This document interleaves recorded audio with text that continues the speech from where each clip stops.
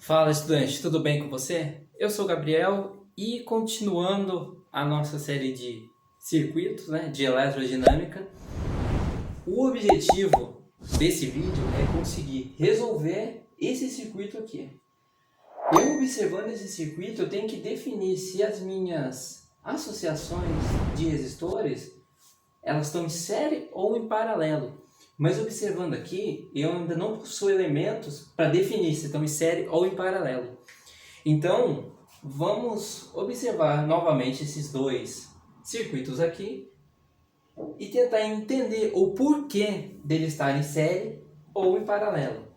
Aqui, eu já tinha dito anteriormente que a corrente ela segue um caminho. Mas efetivamente, o que acontece aqui? Quando a corrente ela passar por aqui e vier para cá, nesse ponto aqui, nesse caminho eu tenho uma queda da minha tensão.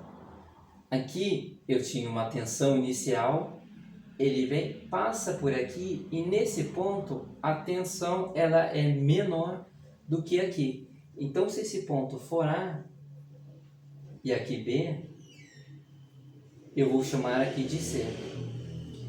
Isso significa que esse resistor ele está sob uma diferença de potencial AC. E esse aqui está sob uma diferença de potencial CB. Ou seja, os dois resistores estão sob diferentes diferenças de potencial. Beleza? Isso é o que define eles estarem em série. Tudo bem? E aqui? Vamos observar o que ocorre aqui. Da mesma forma, aqui eu tenho meu ponto A, meu ponto B. A minha corrente está vindo aqui. Nesse ponto, eu ainda não tive nenhuma queda de tensão. Não tive nenhum resistor no meio do meu caminho. Vamos por aqui. Então aqui também é A. E aqui também é A. Aqui eu já defini como B, que é o meu terminal. Aqui vai ser B.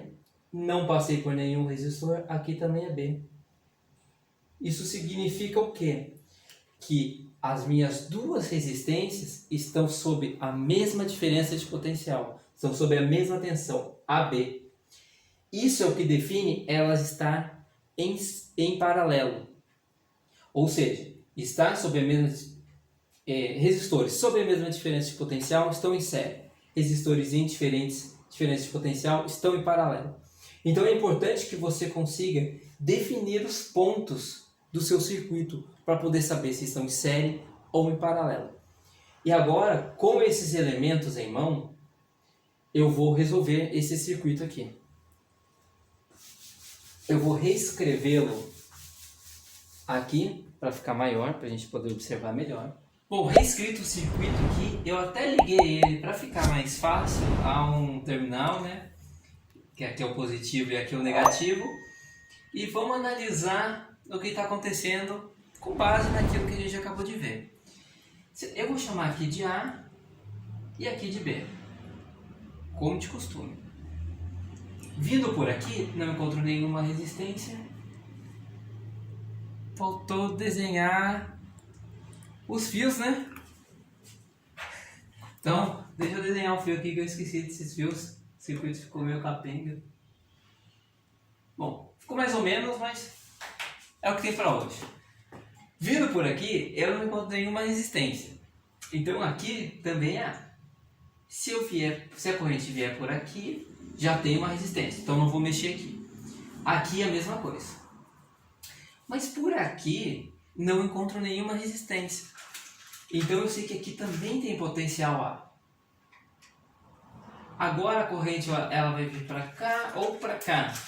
Então, significa que acabei o que eu tinha que fazer aqui. Agora eu vou fazer desse lado, porque eu sei que o potencial aqui é B. Se aqui é B, nenhuma resistência B, aqui vai ser B também. Para cá, encontrei uma resistência, para cá também. Então, vou no caminho aqui que eu não tenho nenhuma resistência. Aqui também é B. Isso aqui significa que um fio não está tá passando um por cima do outro, beleza? Definido todos os meus pontos de potencial aqui, eu tenho o seguinte, eu tenho que aqui é de A para B, aqui é de A para B, aqui também, e aqui é a mesma coisa.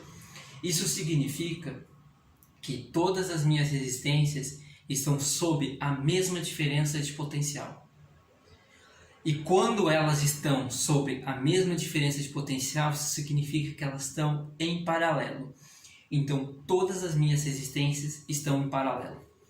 Eu vou reescrever o que está acontecendo aqui de forma mais conveniente para a gente poder calcular a resistência equivalente.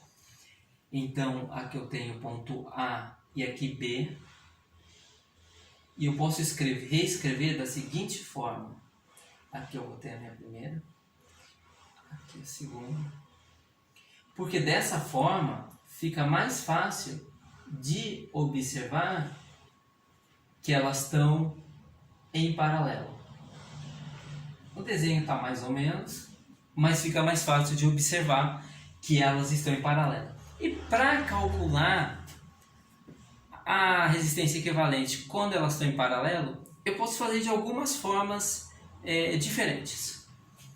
A forma mais fácil, a mais direta, é calcular 1 sobre a resistência equivalente é igual a 1 sobre todas as minhas resistências. Porque como estão todas em paralelo, eu posso utilizar dessa forma. E aí eu vou chegar ao seguinte, que é 1 sobre a minha resistência equivalente, ela vai ser igual a 1 sobre 12. 1 sobre 12 não, é 12 sobre 12. Que isso aqui resulta em 1. Então a minha resistência equivalente é 1. 1 ohm. Tudo bem? Ou eu também posso calcular por pares.